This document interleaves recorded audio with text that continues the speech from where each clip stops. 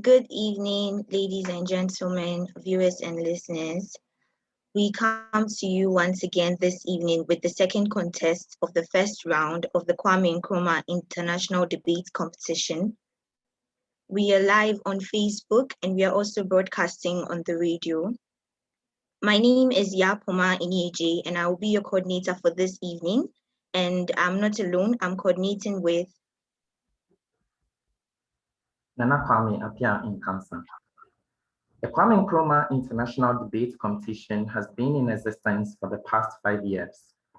This year's theme is Africa in Unity We Shall Stand. Our debate competition this evening takes the Lincoln Douglas approach. This format is named after the famous 1858 Senate race in Illinois between Abraham Lincoln and Stephen Douglas. It basically involves two debaters, one arguing for and the other against a resolution voted on by able judges. It focuses basically on the conflicting values of vital social and philosophical issues. The most important concept then becomes forced choice, also commonly referred to as clash. So the judges are required to select between two mutually exclusive propositions. This year's winner received a sponsored trip to Dubai. Ooh! Wow. Congratulations to the winner in advance. So contestants, do your very best and hopefully you would be the one going to Dubai. Wow, a sponsored trip to Dubai. Okay, so for our panel of judges this evening, I will just introduce them. Our policy judge one is Mr. Abdul Kadir Ameyao. He has a Bachelor of Science in Economics from the Russian State Hydrometeorological University. He has a Master's in Management from the Graduate School of Management, St. Petersburg State University. Has an MBA from the University of Cologne in Germany. He has a PhD in Managerial Economics from the Graduate School of Management, St. Petersburg State University. He is also a reviewer of the Journal of African Business, and he has been a KNIDC judge for 4 years. Our second policy judge is Mr. Bright Asante, who is a medical doctor, and he has also been a judge for the past 3 editions of the KNIDC.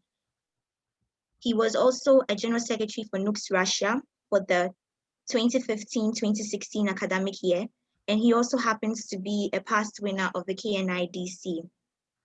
Mr. Mark Hayfordra is our classical judge. Mark is currently pursuing a PhD in nursing studies at the University of Nottingham, UK. He has a Master of Arts degree in Public Health from Nottingham Trent University, UK, a BSc Environmental Health and Sanitation Education from the University of Education, Winneba in Ghana. He is an assistant lecturer. For his employment history, he's an assistant lecturer in the Master of Arts Public Health program at Nottingham Trent University in UK, a research assistant at the School of Nursing and Public Health, University of Ghana in Ghana, a health tutor at the POKOO-SONNY Nursing Training College in Ghana. Currently, he serves as the organizing secretary for NUCSA, England. He's been a judge for debates at the Nursing Training College and the University of Ghana, and he is a reviewer at the Journal of Reproductive Health. Madame Melanie Richards-Tarker is our floor judge. She is an educator, an early years consultant, and currently publishing children's book.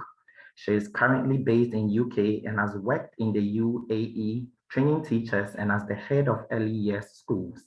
Madame Melanie Richards-Tarker is a first-time judge. Mr. Anthony Konedu Yeboah is our primary judge for today. He's a graduate of Volgograd State University in Russia. He has a master's degree in mathematics. He served as deputy chairman for the debate committee of NUCS Russia for the 2019-2020 academic year. Mr. Anthony Konedu Yeboah is the current chairman for the debate committee of NUCS Russia.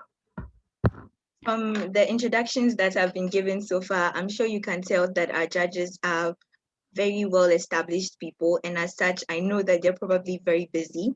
but they have made time to be with us once again this evening, and for that, we can't be more grateful. Once again, listeners, this is the second contest of the first round of the Kwame Nkrumah International Debate Competition. This evening, the resolution before the House reads, "The mentality of Africans is the main reason why Africa is still a developing continent." I'll read it again. "The mentality of Africans is the main reason why Africa is still a developing continent." Wow, this topic. So speaking for the motion this evening is Ms. Nanama, and against the motion is Mr. GIDEON BOTCHEY. Sorry if I pronounced your name wrong. Can the contestants kindly introduce themselves? Ms. Nanama, if you were here. Good evening, everyone. good evening. Good evening. My name is POKOO-SONNY, and I'm from Stavropol State Medical University, and I will be speaking for the motion. Thank you, Ms. Nanama. Against the motion, Mr. GIDEON, please you may introduce yourself. Good evening. This is GIDEON BOTCHEY, Ryazan State Medical School, and I'm speaking against the motion. Thank you very much. I like the confidence in our contestants' voices. Well, so contestants, I believe we are well abreast with the rules of the competition. So let's just set things in motion. And this is a reminder. Kindly say the word resolved before any submission is made so that it would help our timekeeper to be more accurate. So without wasting any time, we will just go straight to the affirmative constructive. Ms. Nanama, are you ready? Yes, please. Okay, Ms. Nanama, you have 6 minutes. Mr. Chair, panel of judges, fellow debater, distinguished guests, ladies and gentlemen, I greet you all. Heartbreaking, but the truth. It all started from the colonial regime. Our colonial masters brainwashed our forefathers, and then it got passed on from them and finally settled in our brains. The first university in the world, Al-Azhar University, was established in Africa, 972 AD, located in Cairo, Egypt. Civilization started from Africa. Africa shouldn't be in economic recession. I stand by the fact that our mentality is what keeps dragging us back as a continent. One might say the whites began it, but what happened in the past is supposed to strengthen us. We cannot stay stagnant. Let's stop giving excuses and draw people to the light. Resolved, my first point is corruption and nepotism. This is one of the acts practiced by higher-ranking politicians. The poor in the society do not get the same privileges the children of the rich get. Some can't afford to attend good schools, though some of these children are academically good. This hinders them from higher education. Some don't even get the positions they deserve because they don't have so-called connections, giving them low self-esteem to realize their dreams. This causes many scholars to leave Africa to seek better opportunities in these European countries, thereby contributing to economic growth in countries they find themselves in. Because we have come to believe we can succeed overseas and there is nothing beneficial in Africa, forgetting it is us that contributes to the development of the continent. Resolved, secondly, we are not open-minded and ready to explore. Most African countries have an educational system which focuses more on the theoretical aspect than the practical aspect, hence finding it hard to be innovative. We also concentrate so much on good aspects because we think books are all we need to make it in life, forgetting that tourism, music, and sports industries all contribute to the development of a country. Parents hardly support their children when they show interest in other fields aside education. They force their children to reach certain hard courses. We should know better that everyone has different potentials and gifts. I've lived in South Africa for 5 years. And would you believe if I told you that South Africans' main reasons for this time-to-time xenophobic attacks is because they believe these Africans come to their countries to cause lack of jobs to the citizens. Funny enough, this comes from the lazy ones who are not willing to make any efforts. Recently, Nigeria experienced SARS with one of the mentalities that a young child can't own certain properties like cars, houses, etc. And you will be suspected for fraud when found. How do we then expect these young ones to come out and explore? Resolved, moving on to inferiority complex. Most raw materials that these whites use in the production of medicines, golden accessories, and all are found in Africa. But we think Africans are not born to do some things. So we would rather trade these raw materials or export them to these European countries to refine them into useful products and import them back at a higher cost, with some of these products even expired. The rate of importation is disturbingly higher than exportation, causing loss of value in our local currencies. There are people like Kojo Sako putting in so much effort trying to make it to the top. Yet we think they've got African blood, so it's impossible for them to be creative, which is why you find people say Kantanka inventions are all witchcraft. Some leaders will even refuse to sit in planes invented by a black, but we trust the white so much no matter the number of plane crashes. We even fly abroad to get certain operations done when sometimes they can even be done in Africa. We don't patronize our own. How do we expect these whites to believe in us?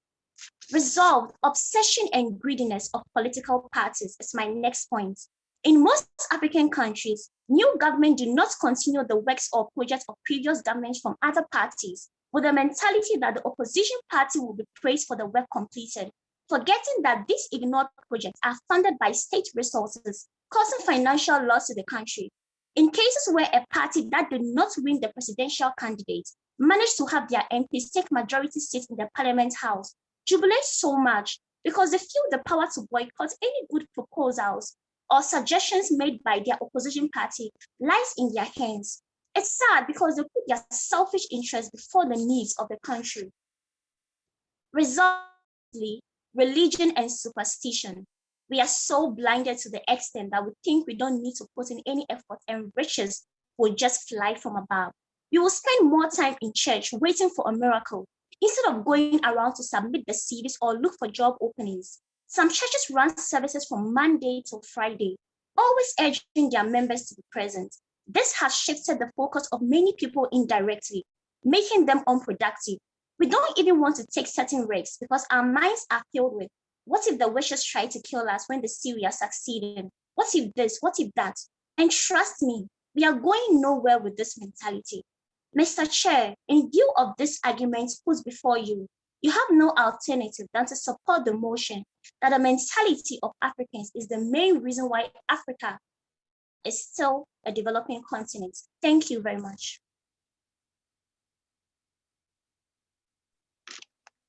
Oh, thank you so much, Ms. Nanama. That was quite short and precise, straight to the point. I like that. Thank you so much. So we will go to cross-examination. And please, for the cross-examination, please be reminded that in questioning, keep your questions argumentative and specific.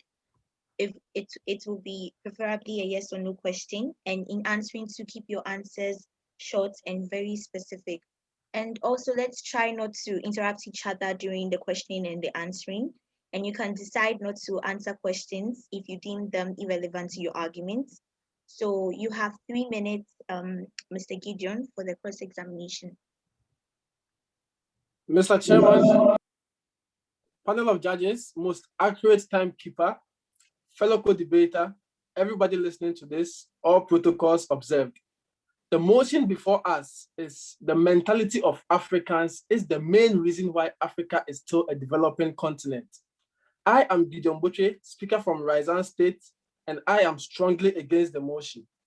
Before I move on, I would like to ask my co-debater for the motion a few questions. 1, can she repeat the definition of mentality?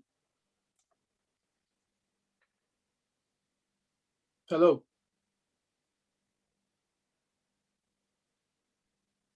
Hello. Hello. Can you please tell us the definition of mentality? Mentality is simply our way of thinking. Thank you. Second question, with a yes or no, do you really believe there is anything as the African mentality? Yes, I believe. Thank you. You said our colonial masters brainwashed us, right? Yes. And you also said that this happened in the past. Do you think it has stopped? Do you believe that what happened in the past has stopped? Partially. Good. Well, You and said, that is... don't worry, you said there's our scholars have moved to the Western world for education, right? Yes. And you said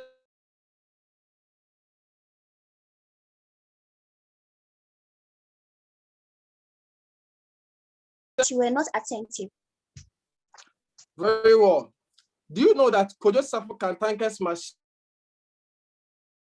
machines that you are saying we don't support are all imported from the West, and he just assembles them? Come again.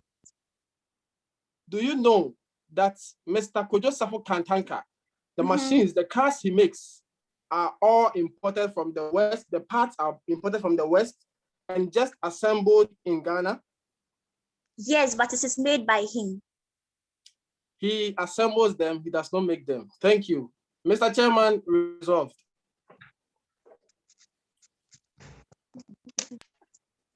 Thank you very much, Mr. Gideon, for that. Thank you so much. So we would go straight to the negative constructive. And please, this is just a kind reminder to see the word resolved before you make your submission and not necessarily before every single point. You can just say it once. This is just to help results. So you don't have to say it every time you're going to make a new point. I hope that is clear. And Mr. Gideon, are you ready? Mr. Chairman, I am ready. All right. Mr. Chairman, honorable panel of judges, most accurate keeper, there wouldn't have been any brain drain. We as Africans have just been placed on the wrong side of history. It has never been a matter of mentality. We were just robbed in the past. History is affecting us. We can never blame the mentality of Africans. Mr. Chairman, panel of judges, are we aware that there is a plethora of current happenings that undermine the development in Africa, and these can be attributed to external forces? Talk of unfair trade policies. We get loans and aid from foreign countries, and then they dictate to us on have to accept them because we need it to boost our economy. This is because we had the money in the past, we had the gold, we had the cocoa.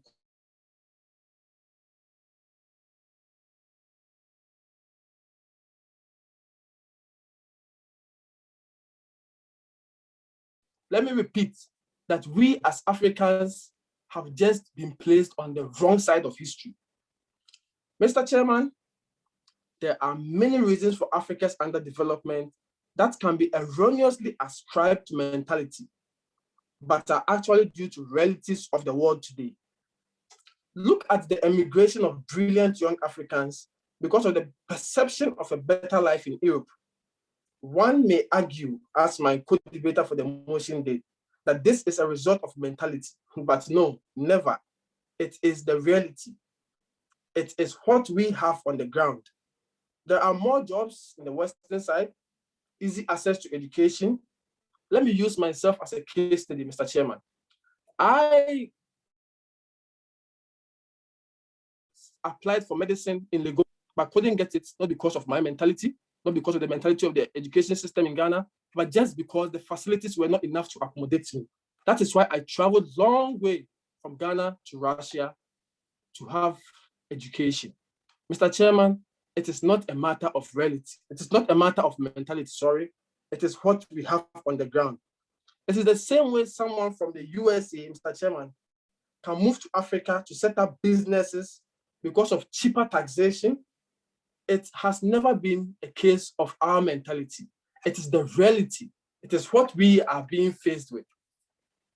Mr. Chairman, panel of judges, before I resolve, allow me to quote a popular song by one musician I respect so much, Bob Marley. And Bob Marley says that all pirates, yes, they rob I. Mr. Chairman, Africa was just robbed. We have just been placed on the wrong side of history.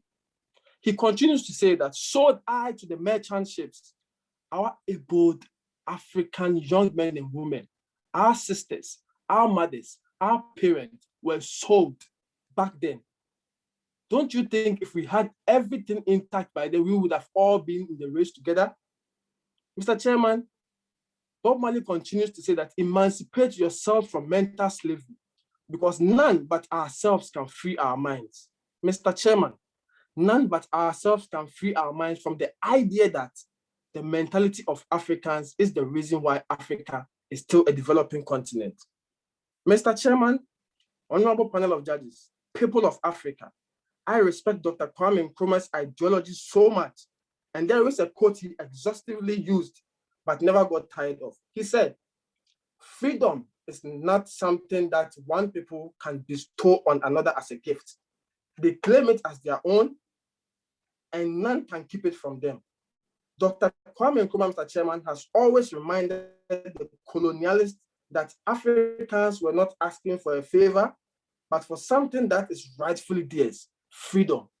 This points clearly that even Dr. Kwame Nkrumah was aware of the external forces that was challenging Africa.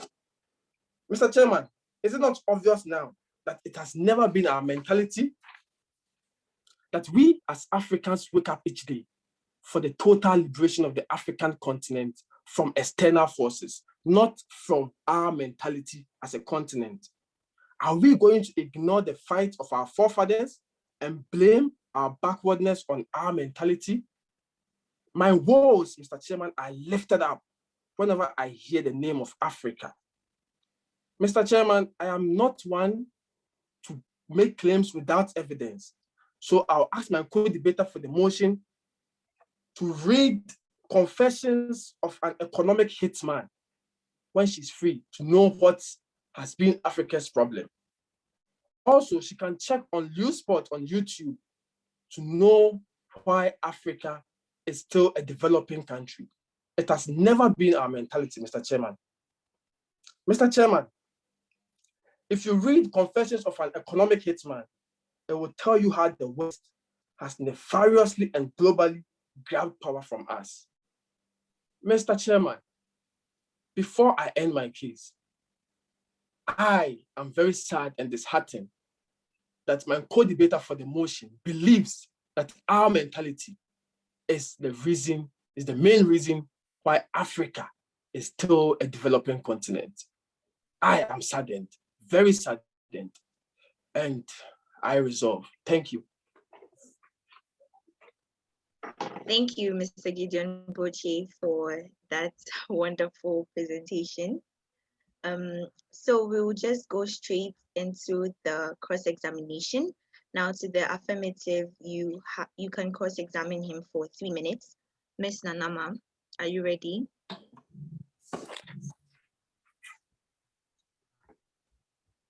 Hello, Ms. Nanama, are you with us?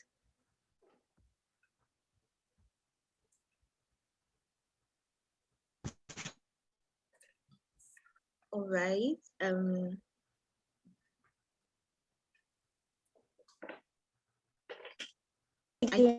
having some issues with connection. Thanks for you. Hello, Ms. Nanama. Says that's a wrong.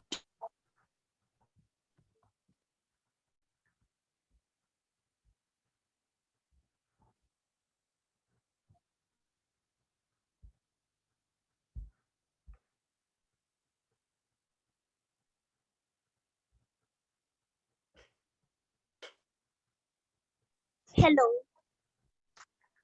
Am I audible, please? Yes, please, you are. Sorry, my network messed up a little. Yes, we can hear you now. So for your cross-examination, you have 3 minutes. Okay, please. Okay, thank you. Good evening. Okay, good evening to everyone once again. To my co-debater, I have few questions for you. You did stated that Africa was robbed of our resources, but then are you trying to tell me that these whites came to take all our resources? Is that what you are saying? I am saying we have been placed on the wrong side of history. Even if one gold bar was taken. I want to know, are you saying that they came to rob of us, they robbed us of all our resources? Is that what you are saying, yes or no? No, because you were sounding like when these whites came, they just took everything from us and we were left with nothing. So I want to get that point clear. Is that what you are saying? I am saying that even if one gold bar is taken from you, you have been decapitated in a way. So even if they didn't. So you do know that some of the resources are still left. Yes, I know that Africa was colonized. I did state it in my introduction, but I want to know, you do know that some of these resources are still left, yes or no? Yes, of course, some of them are still left, but do you think we're placed that's on all, the good please. side of history? Thank you. That's all I want to know. Very And well. secondly, you said that you talked about colonization and all that, but then how many years has it been after colonization? So the fact that we are colonized, we have to stay stagnant and stay at one place and keep using colonization. And after, yes, I know that Africa was placed at a wrong place, no doubt about that. But if these whites came to take advantage of us, we are supposed to prove them wrong. We have to prove them wrong. There are many things in Africa. We can be very productive, but then yet still, you get people with the mentality that, okay, it was the white's fault. I even stated it in my introduction that some might argue that the white started it. And I want you to know, or to be very clear, are you trying to tell me that if something is robbed of you, you're going to say you're not going to do anything about it? You're going to keep using that as an excuse. Is that what you're saying? And do you mean if stagnant? Do you think we are stagnant? Don't you think we've moved from a place to somewhere? Yes or no? Yes and no. Because no, just yes or no, please. Can you repeat your question then? I'm saying that you talked about colonization, and I know Africans were colonized, yes. But should we stay stagnant? We shouldn't even make the effort to move on. We should just stay stagnant and keep mentioning the white's name in everything. The whites began that. It was the white's fault. So we should stay stagnant, yes or no? Do you think we are stagnant? I'm doing the question, please. Should we stay stagnant, yes or no? I choose not to answer this question if it's just a yes or no question. Thank you. And also, you did say that when you were in Ghana, you did apply for a certain course and you weren't admitted due to lack of facilities. Vacancy. Hello? Lack of vacancy. Lack of vacancy. Okay. Do you think if it was a politician's child or any higher ranking person's child? Nana, thank you so much. Okay. For your cross-examination, but time's up. Thank you. Wow, that was hot. That was hot. And very interesting. Thank you so much. Thank you so much. Thank you so much. So we'll be going for a short break to allow our contestants to cool off a bit.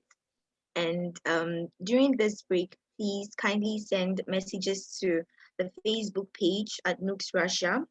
And also you can send messages to the WhatsApp group page, or and you can find the link to the WhatsApp group page on the Facebook page. You can send any comments or any questions at all that you have, and we will be back shortly from the break.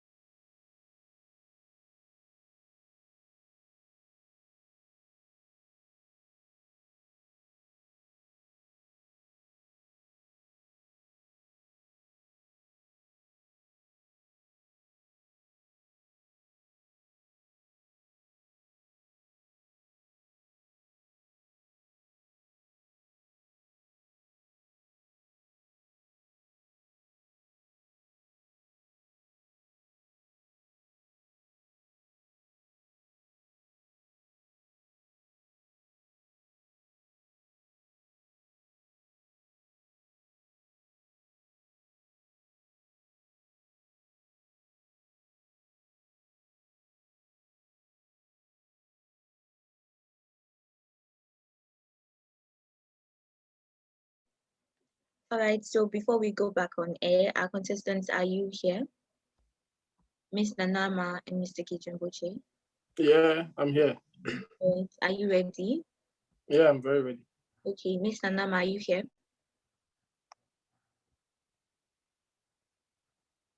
Hello, Miss Nanama. All right, so I Hello. think, all right, so I think we are all ready. We can go back now. Yes, please.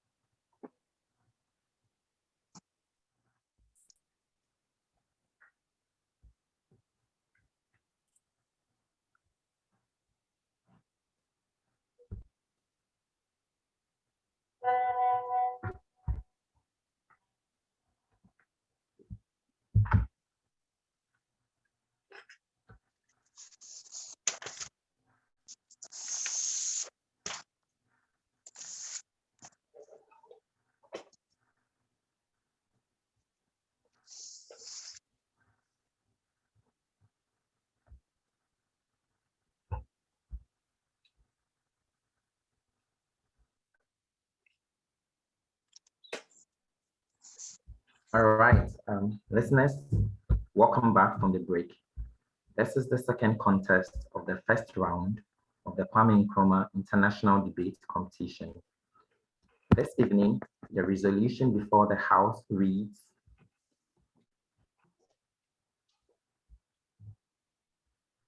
the mentality of Africans is the main reason why Africa is still a developing continent.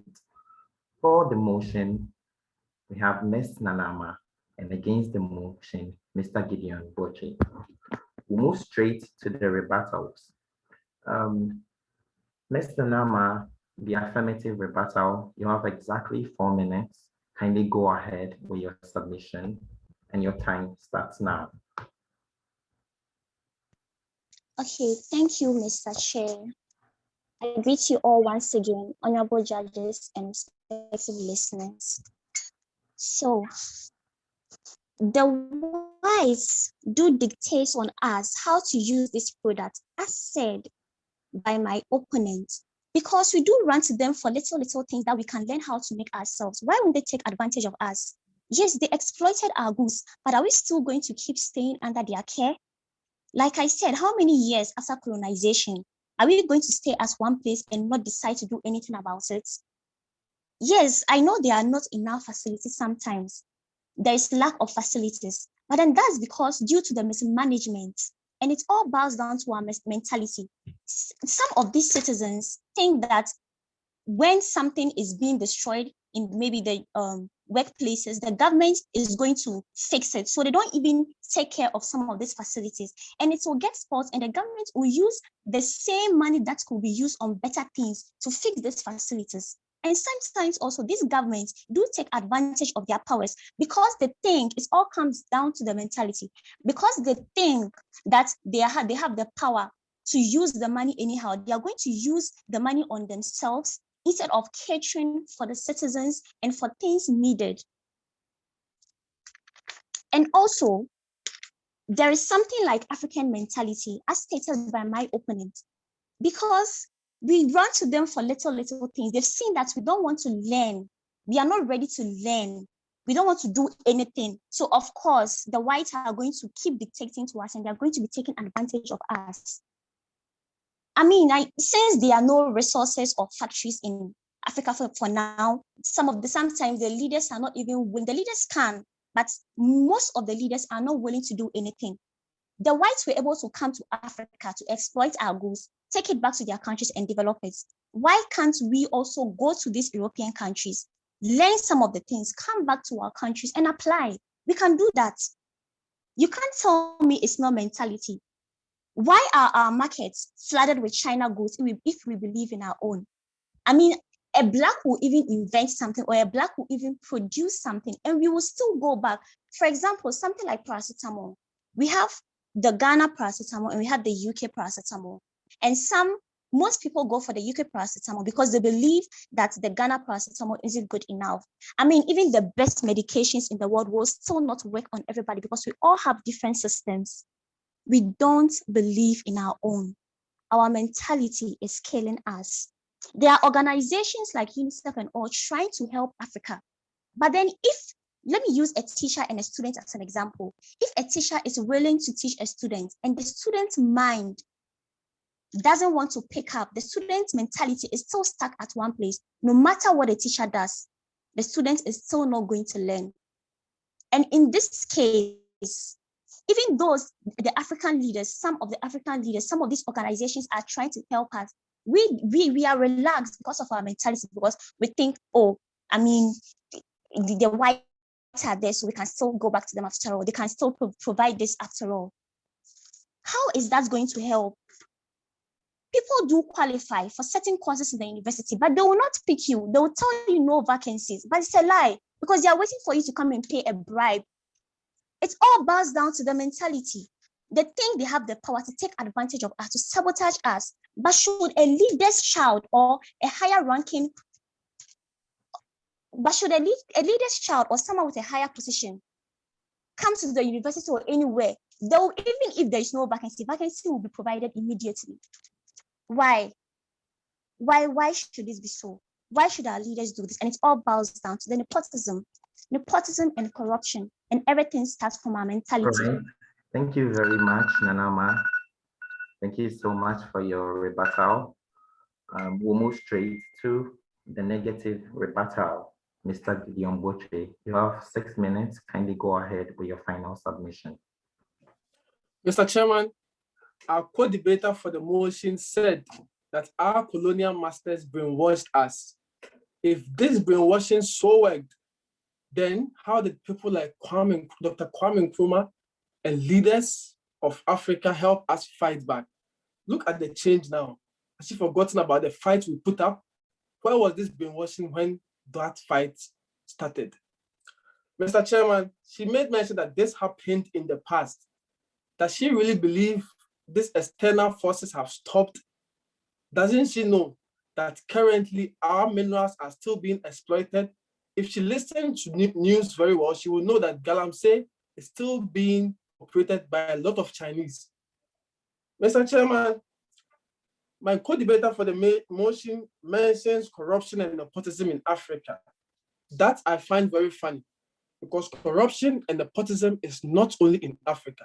The corruption and nepotism is everywhere, every continent. Mr. Chairman, my co-debater for the motion makes mention of we being under the care of the West. That is very wrong. I find it as a weak analysis, and I will disassociate myself from that idea. We are never under their care. We are still fighting. The problem is we've just been placed wrongly. We just didn't get the start they started. They have just stolen our goods. So we, with the little we have, is still trying to build back Africa. Mr. Chairman, you said, my co-debater for the motion says we are not ready to learn.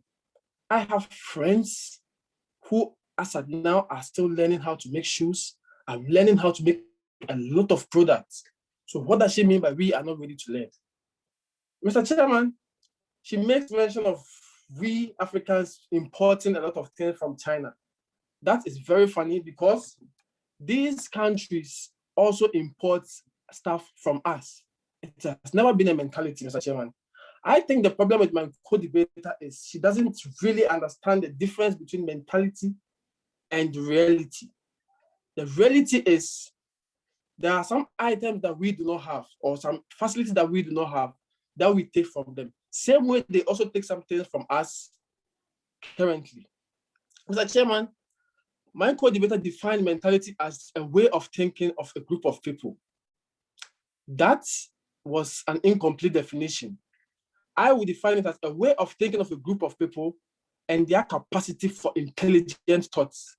And this is the interesting part, Mr. Chairman. It is influenced by human constructs such as religion and culture. But we are all aware that Africa shares religion with almost every other continent, even the richest ones, as well as many cultural components with the developed countries. This means that our mentality or way of thinking cannot be blamed. I mean, is she saying that the capacity for intelligent thought is the reason why Africa is still a developing continent? I mean, how? Mr. Chairman, ascribing that a single way of thinking of a group of people is the reason for their backwardness, I find this statement very stereotypical, racist, and in this case, self-hate. Mr. Chairman, insisting that the mentality of a group of people is a cause of delay in development, Mr. Chairman, I will find this as a weak analysis because the word mentality cannot be used. The word mentality can be used as a reason for everything else. For instance, why would you say the mentality of the USA is the reason why they are successful, when there are other tangible reasons like industrialization, economic and democratic structures, good healthcare, to mention only a few? Mentality and reality is very different. Let me just cite an example. Imagine putting Usain Bolt at the back of the track and giving him 3 bags of cement to carry. And then you put a baby in front of the cross line. And then you blow your whistle, Mr. Chairman. There is no way Usain Bolt is going to win because you have given him some problems to solve already. Africa is not free. And before I end, let me make a statement in Latin that says that scientia potentia yes means knowledge is power.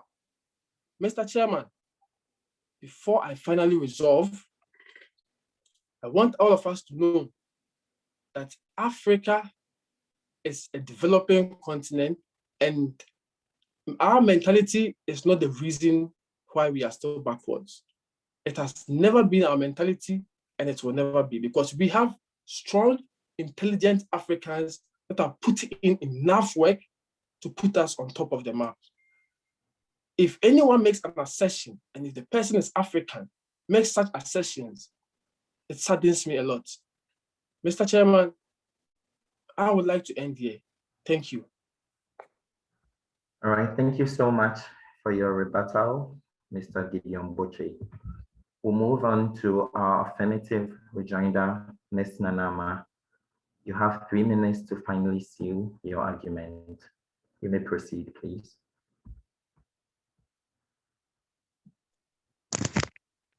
Hello. Hello. Am I audible, please? Yes, please, we can hear you. Okay, thank you. Mr. Chair, honorable judges, I greet you all. Now, I want you all to understand that there are some Africans who have made it in this life because they didn't have certain mentalities. They were ready to think out of the box. They were ready to take certain risks. They were not lazing around. They were hardworking. They were researching a lot, and that is why. And if you paid attention to what I was saying to my fellow debater, you would know that I even stated that civilization and the first university was established in Africa, meaning Africans are capable. So let's stop belittling ourselves. That's the point I'm trying to make. Some of them are good, yes. I mean, how many countries are there in Africa? If few countries are trying to make it, imagine there are 10 countries in Africa and 2 are trying to think out of the box, 2 are trying to work very hard, and the other 8 are still stuck with the mentality that they don't believe in themselves and they cannot make it and they are lazing around. It is still going to drag the other 2 down. It is still equivalent to nothing because it is more or less like a group work. We all have to work together, not some countries trying to make and majority of the countries not trying to do anything, because all these things, it's not just about the leaders, it is also about the citizens. And I still stand by the fact that everything starts from our mind. When you put your mind to do something, that is exactly what you are going to do. And it's because of our mentalities. That is why Africa is still a developing country. And yes, corruption is everywhere in this world. But then the topic is about Africa. Even though there is corruption in other European countries, they are still a developed continent. Let's talk about Africa. Let's focus on Africa because we are with many faults. Let's not compare. And that is the mentality I'm talking about. Let's not be comparing to these European countries that there are corruptions in other European countries and they are making it. What are you trying to tell me? We know corruption is everywhere. All these points stated can happen everywhere in this world, not Africa. But the topic says the mentality of Africa is the main reason we are talking about Africa. And I am sad that you still don't want to admit that it is the mentality of the Africans.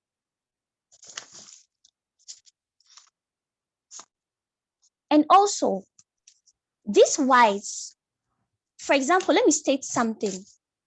If someone smokes for like 10 years and the person doesn't get cancer, and someone else comes to smoke for 10 years and the person gets cancer, what does it tell you?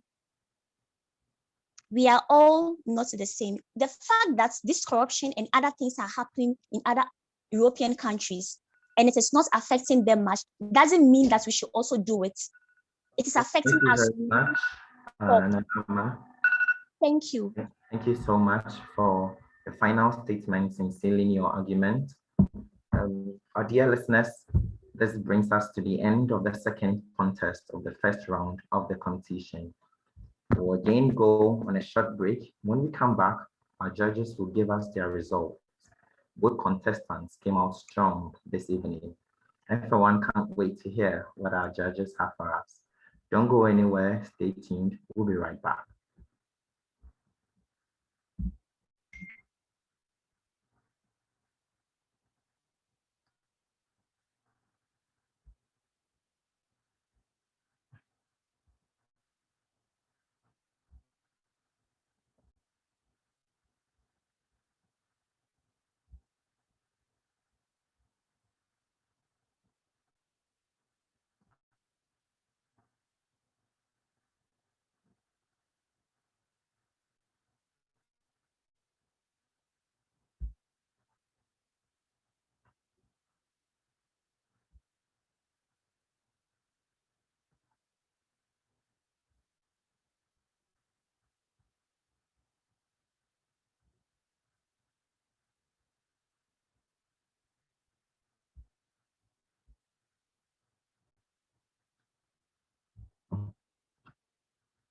Okay.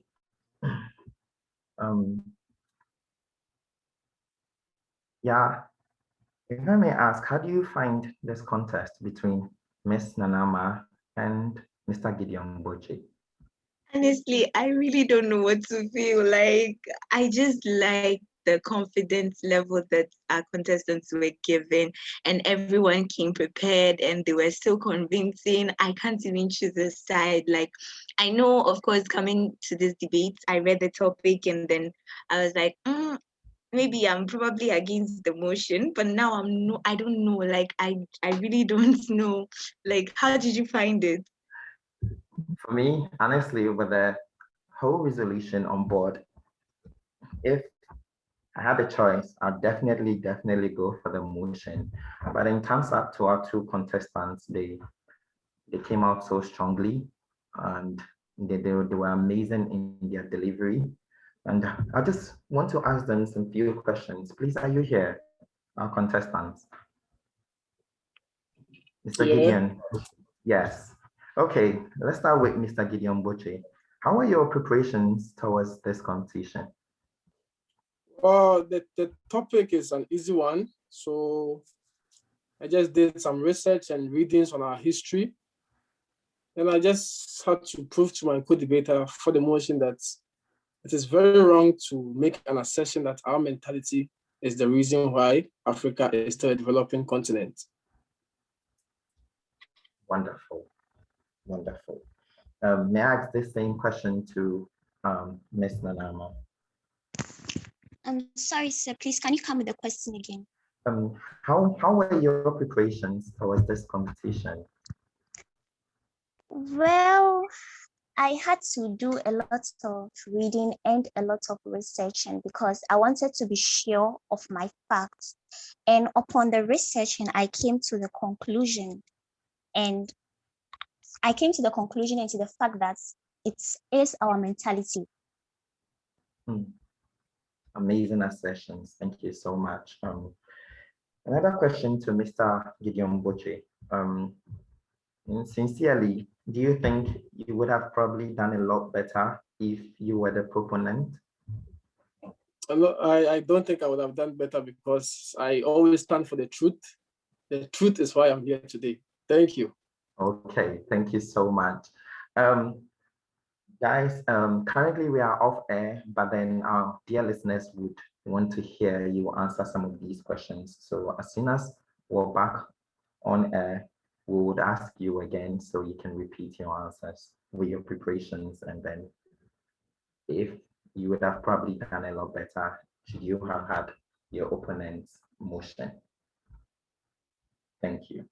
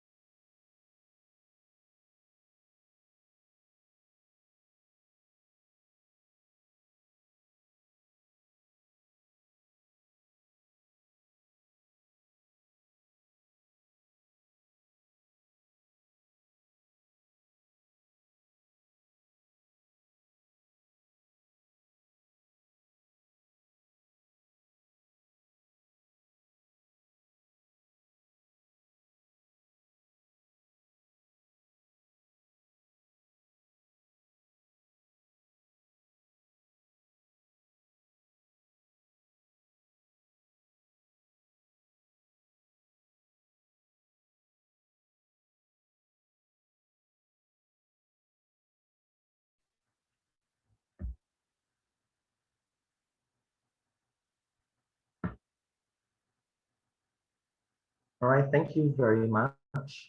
We're back on the air. Thank you, our dear listeners, for patiently waiting for us. We would want to ask our debaters, contestants, a few questions. I'll begin with Mr. Gideon BOTCHEY. Please, how were your preparations towards this competition?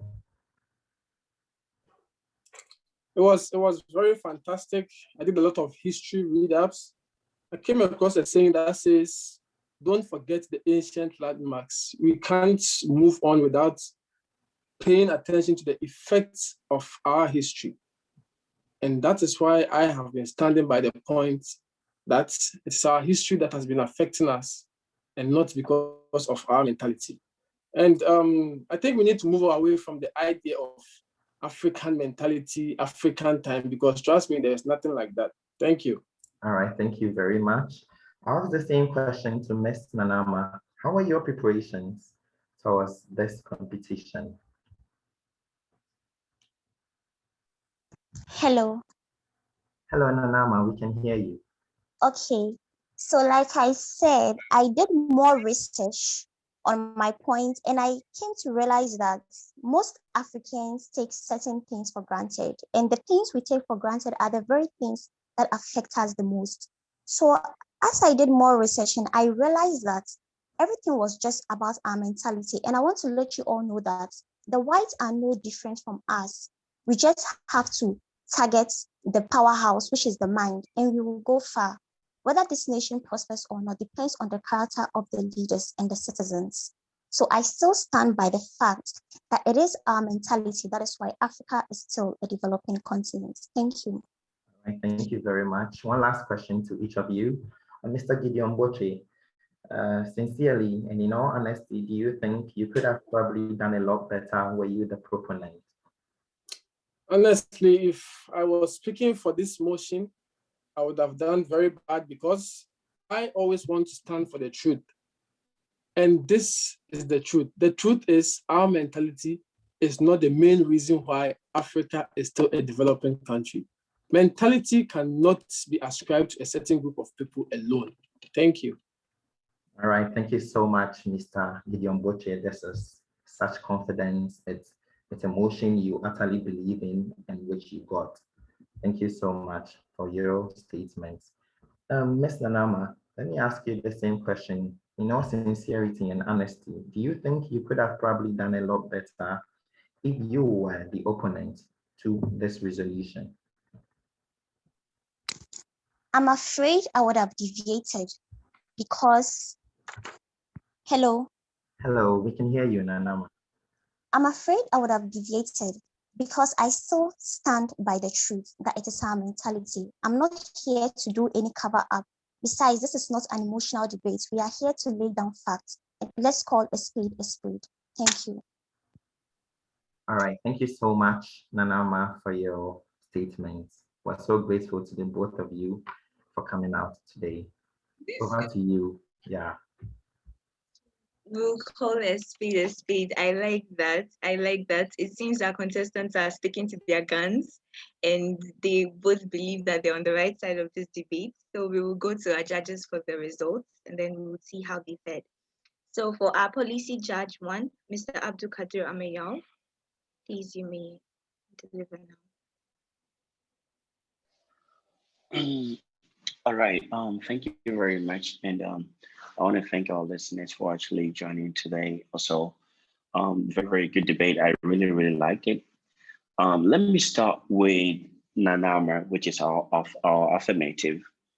And I would like to say that, the arguments made were very, very clear. One of the things I like about today's debate, and it's from both speakers, is that they were not rushing through. For example, yesterday, the speakers were actually very, very fast that it was very unclear to actually understand the arguments made. And today, it was the direct opposite, where it's very, very clear and we can understand the arguments that have been made from both sides. I like the fact that, the NAMA actually made her arguments, stated, some examples to actually support that argument that have been made. The only distraction that I had, which I wrote in the chat, was that she kept saying resolved every time that she made it, an additional point that became a bit of a distraction. But again, apart from that, I think the arguments are amazing. And so I awarded 19 out of 20 for the affirmative construction. Now, going to the cross-examination, let me first begin with the cross-examination from her opponent. I felt that, those are very good questions that were asked from Gideon, in a sense that it actually brought out some of the weaknesses in the argument that had been made by Nanama. And I felt like her responses, even though it was just yes or no, it kind of pushed her to really admit that she was actually making, some fallacies in the argument, or she had made some fallacies in the argument that had already been made. However, during the counter cross-examination, where Nanama was actually asking questions to Gideon, I felt that she could have just been straight, gone straight to the questions, right? Because it sounded more like making, some points, or basically kind of re-arguing her case instead of actually asking directly what the questions are. It got to a point where even Gideon was more or less lost. And then he had to ask, what was the question? Can you come again? Can you reformulate your question? And, with cross-examination, you don't have that much time. You want to be able to ask questions that would push your opponent to admit every yes or no to the question actually makes a point that we, the judges, are able to understand that these are errors in reasoning. These are errors that were made during the arguments, and I felt like you were able to do that partly, but because you were talking most of the time, rather than actually pushing the questions to him. And so because of that, I awarded 2.5 out of 4. Now, going to the affirmative rebuttal, I felt like you did an amazing job. You came back strong with good extension of the arguments that were made. They were very good insights. However, you made a point here. Probably maybe you could clarify that later after the debate. You said there are no factories in Africa, and that is factually incorrect. I don't know what exactly we're trying to say, but that specific statement is factually incorrect. And so because of that statement, I took 2 points out of the total points. I awarded 10 out of 12. So with regards to the affirmative rejoinder and conclusion, I felt you did great. You were able to, again, tackle the points that were made again by Gideon, and then go to the conclusion and then conclude strongly that you actually do support the motion, and you think that that your side of argument should rather be accepted. And I felt that was strong. And so I awarded 5 out of 7. And then with regards to the additional points in terms of clarity and use of arguments and cross-examination presentation style, I awarded 6.5 out of 7. So overall, Nanana scored 43 out of 50 from my side. Now, going on to the negative, which is Gideon. Gideon started really strongly. What I liked very, very much about the argument from Gideon was the fact that he used a lot of, quotations from, very famous people to actually make his point, which actually, meant that he did a lot of research. Also, he used rhetorical questions to make his point that, even though we didn't have to answer the questions, by answering the questions, we then more or less kind of, followed his argument and kind of agreed with him based on those, the right use of the rhetorical questions and exactly where they had to be used. However, I also felt that when you true to your opponent that she had to read, for example, the book Confessions of an Economic Hitman, I felt that instead of just saying the book, you could have actually given a little summary of what the book is about. Because again, it's not just telling your opponent to go and read, it's about using the content of the book to support your argument. And I felt that you couldn't do that. And so, taking all of that into consideration, I awarded 18 over 21. Cross-examination, the same point that I made about I could probably say the same about you. There were certain times where I felt like you should have answered the question, but you chose not to, and that went against you. It doesn't mean you should answer all questions, but I felt those questions you did not answer were relevant questions. And so by not answering those questions, you actually left the door open for her to actually say, okay, you don't know what you're talking about. And that's why you decided not to answer this question, which is actually relevant. And so I awarded 2.5 over 4. Now, the negative rebuttal, rejoinder, and conclusion, I felt there were great responses from your side. You rejoined with great arguments, and then you actually concluded very well. So I awarded 16 over 18. And then, clarity, arguments, cross-examination, presentation. Again, just like, your other opponent, I awarded 6.5 over 7.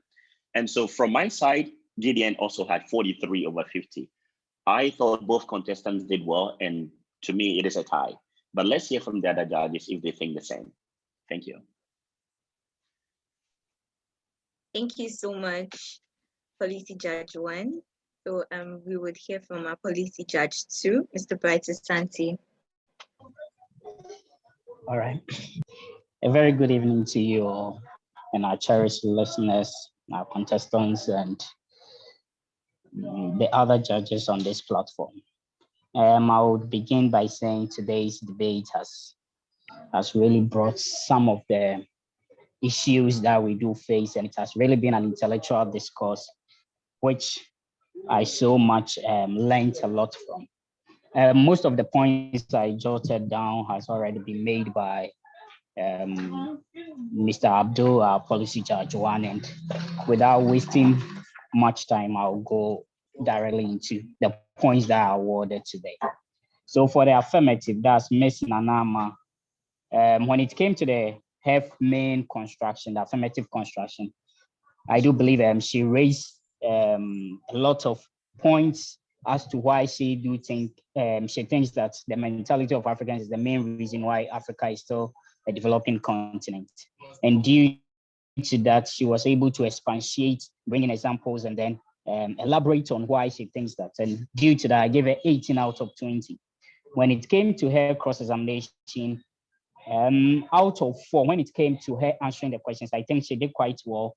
So I gave her 1.5. But when it came to she being the one cross-examining her opponent, as Policy Judge 1 did say, she wasn't quite clear with her questions. She kept on going in circles with her. It was more like a submission rather than direct questions, which could have easily brought an answer from her opponent. And due to that, I gave her 1.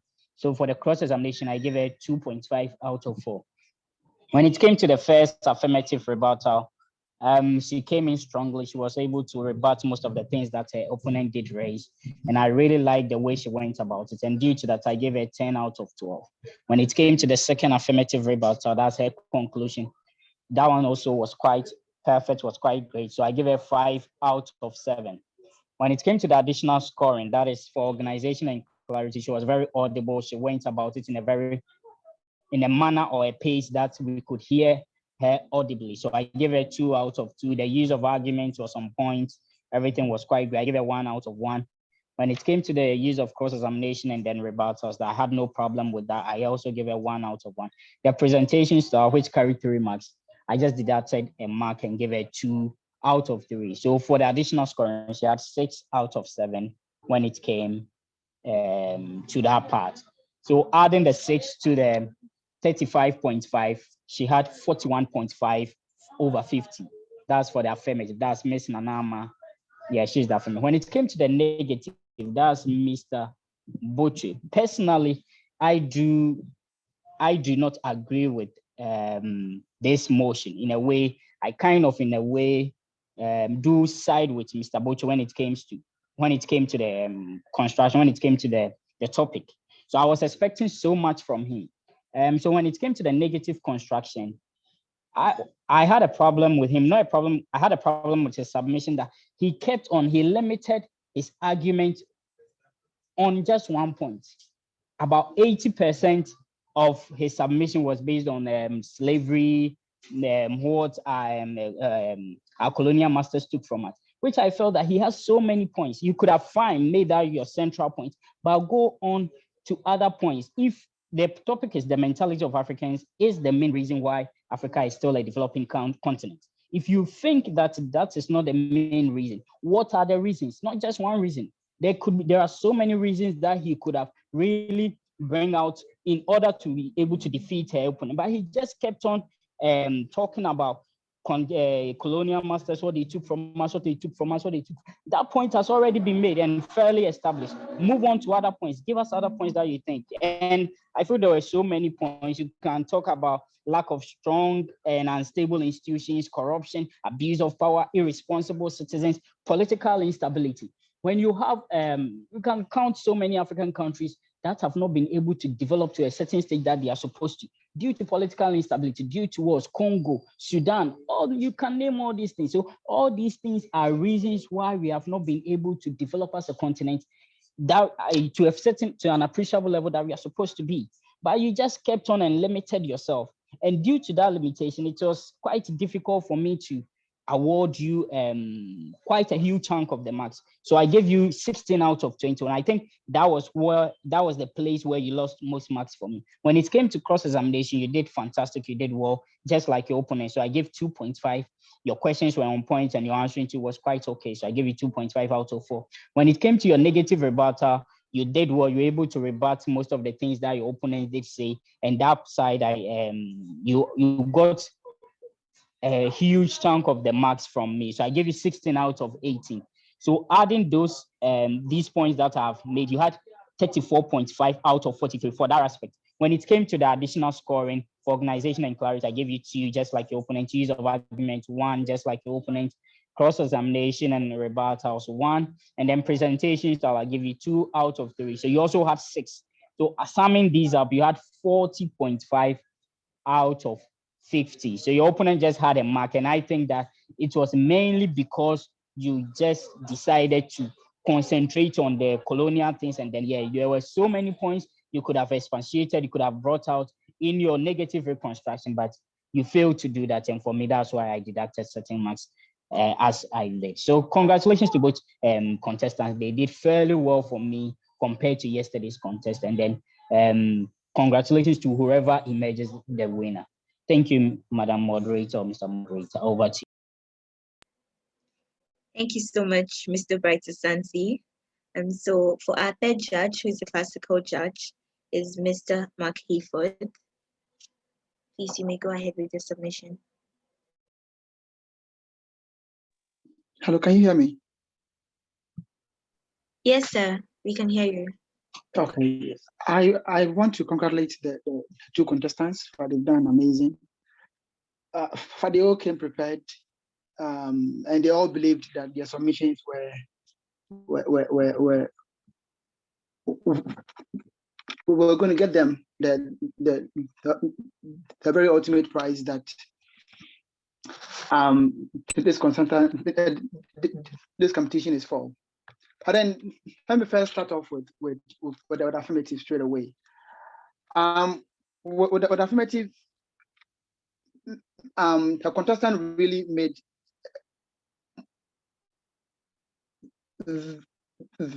very cogent points that if you are to analyze it from the ethical and moral point of view, I would say it kind of make there is that sense of agency. One of the points that you raised was the continent of Africa has been focusing on theoretical aspect instead of actually looking at our development in a practical context, which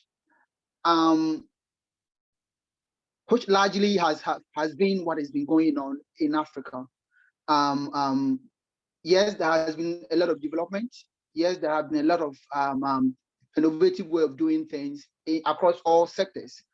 But then largely, the mentality has been that education, our orientation with regards to education, and the way we have to approach it hasn't taken the form of what the developed country has actually adopted. And for that, if you are looking at it, if you are assessing it from that standpoint, she made a very good. Her submission was very strong at that particular point, and then she also made mention of the lack of patronage of goods produced by our own people. We don't patronize our in large terms. We don't really like our own, and you would all bear with me. If there are people listening to me, they will bear with me that if someone comes with a product from the US or UK and someone a made in Ghana shoe is on the market, a Ghanaian, a typical African man who want to show off in terms of fashion, indeed, with the examples she gave were realistic examples that from the standpoint of our moral compass and how we want to show off as Africans, in large parts are actually really true, which really convinced me to give a large portion of the mark on that particular points that you raised. And so among the points you raised, I actually gave her a 9 out of 10 because the arguments were clear. It was very good and was situated. It was situated in a real African context, which is believed to really impacting the continent largely, because a continent that does not accept its own really becomes impoverished, because we don't appreciate the intuitiveness of what is this in does, of which is something that we need to work on as Africans. And that was the point, and those were the points that he raised, which was very cogent. And if you put it, if you look at it from a larger context, if we are saying we want to develop, then we should free our mind. We should have a change mindset that will concentrate on who we are as Africans, and then be the best of us, and then make sure we believe in ourselves and put ourselves first against any other forces that comes our way. And in terms of examples, like I said, I gave her 8 out of 10, and so for the affirmative, she had 17 over 20.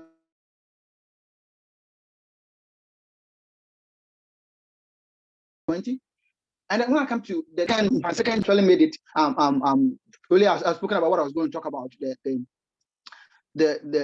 negative arguments. I didn't really, well, he started very well in the context of we being being enslaved by our colonial masters. But then the question is, yes, we are enslaved, yet Africa has developed to a significant point where we've got where through those who have challenged the status quo have been able to have succeeded. They've succeeded. And so in a larger context, we shouldn't actually focus on the fact that we've been positioned at a very wrong place. And for that matter, we are being suppressed by external forces. And that, yes, I do acknowledge that all these things are going on. But then as people, we need to also look at it from a standpoint that, yes, there are external forces going on there.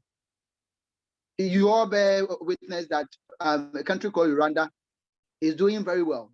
Yet there are external forces. Yet Rwanda is doing very well. Why? It's because the leadership of the country has made it a decision, has made it a point to say that, yes, we have been we've been in a civil war for quite a long time. And we should not focus on what happened to us in 1994.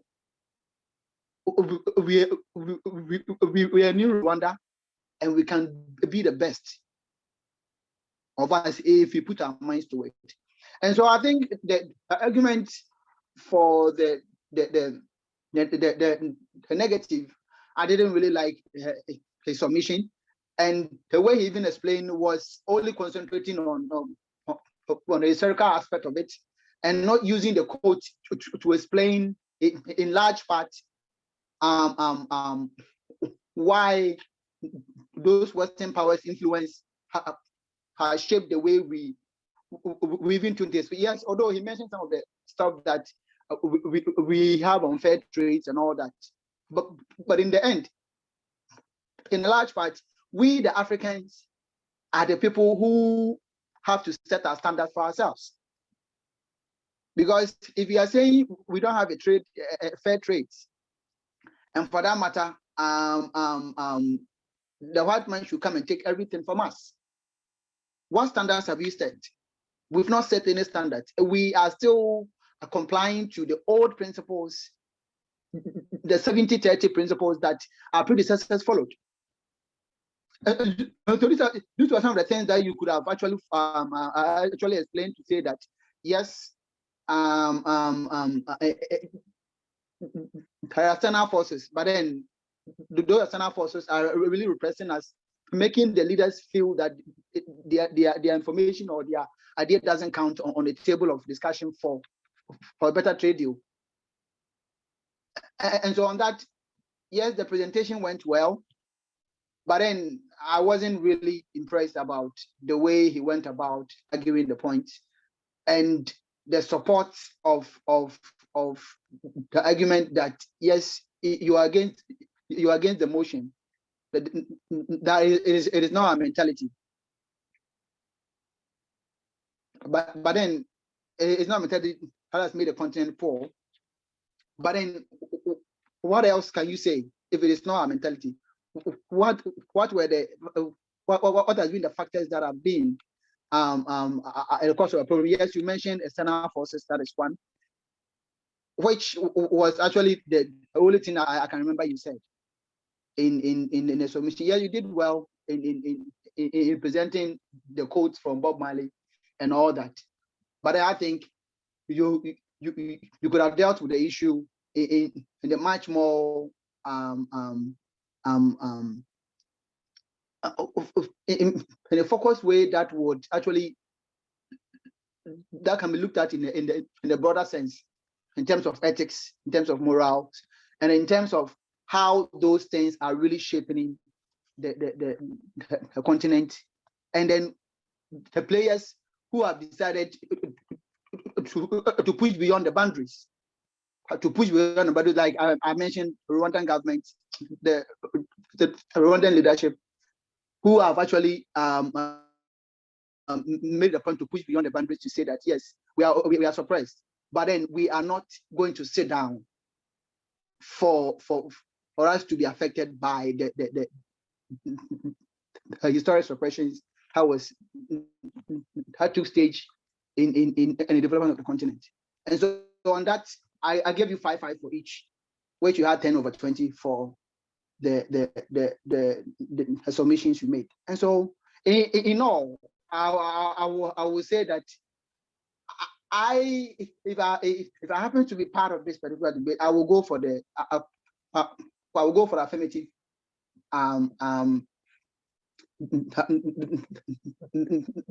the affirmative motion. I think the lady dealt well with the issues and brought about the real issues that is happening to us in Africa. And equally, the negative could have also come out with that same stuff by pointing specifically on some of the critical issues, using some examples of countries that have pushed beyond the suppression of the whites as one of the lean ways for us to also excel. And so, what I'm trying to say is that let's look at the context, whatever thing that we submitted in a larger perspective, and see how that will actually affect the ordinary people in Africa who happens to suffer the most in terms of moral and ethical issues. Thank you so much.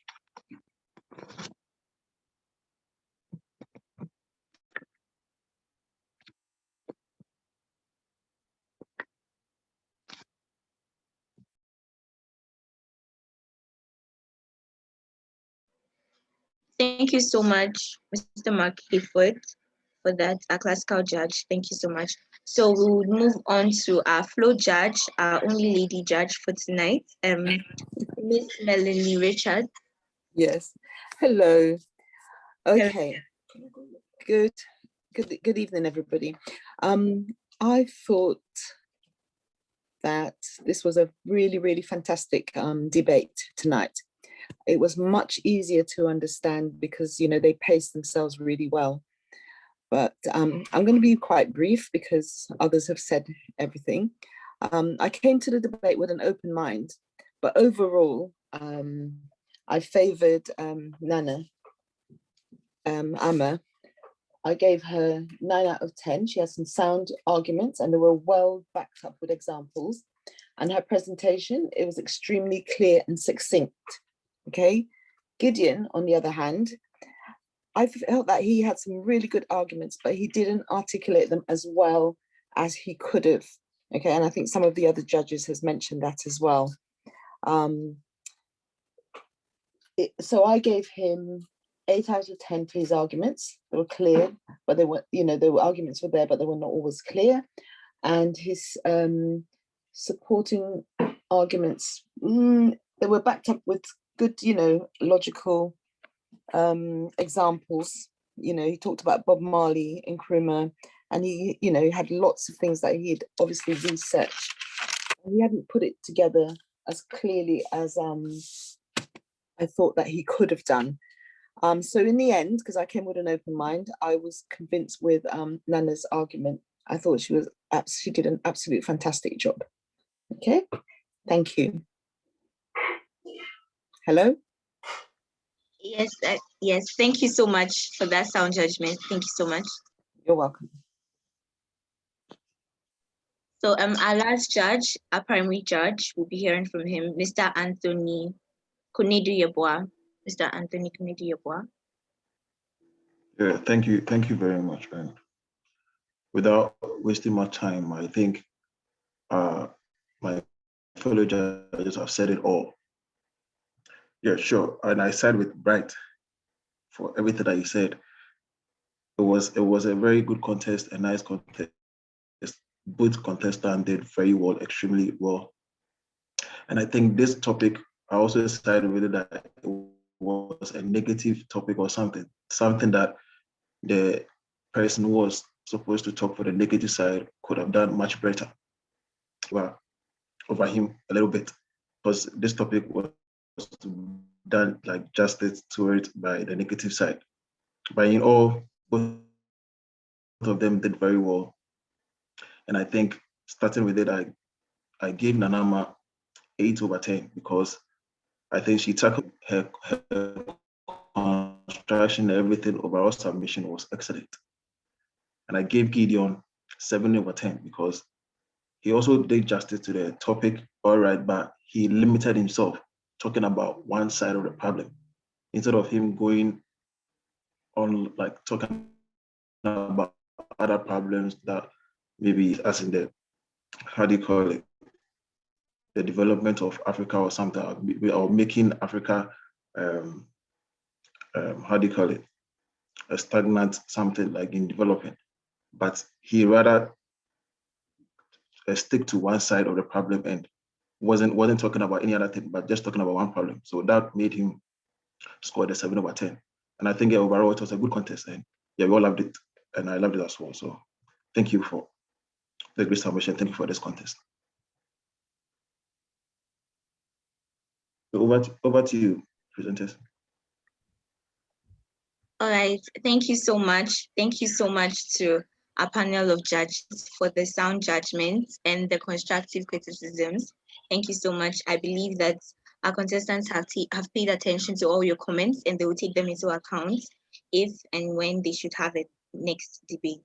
So to our contestants, thank you so much. You both delivered exceptionally. Your presentations were very good and very educative. Sorry. So from the judges' scores, for the affirmative, which is Miss Nanama, she had a total of 127.5 points out of 150. And the negative had Mr. Gideon had 116.5 points. So to Miss Nanama, who is our winner for today, thank you so much to both of you, and congratulations to you for moving to the next round of this debate competition, and good luck to both of you. Over to you, Nana Kwame. All right, thank you very much. Ladies and gentlemen, all too soon, we've come to the end of today's Kwame Nkrumah International Debate Competition Program. And, thank you everyone who joined us today on Zoom, on Facebook Live, and also on the radio link. Thank you for all your marvelous reviews and everything. Thank you so much for listening. To our judges, we're so grateful that you made this time. I believe your constructive criticisms to our contestants would be taken heart-warmingly. I must say that the time you spent here was well spent. Indeed, I agree to that. Thank you so much. And to our lovely listeners, this is not the end. We'll be having the third and the last contest for this first round next week, Friday at 8 p.m. Moscow time. I believe that is 7 p.m. in Ukraine. And we invite everyone else for a more Pan-Africanist to join us tomorrow.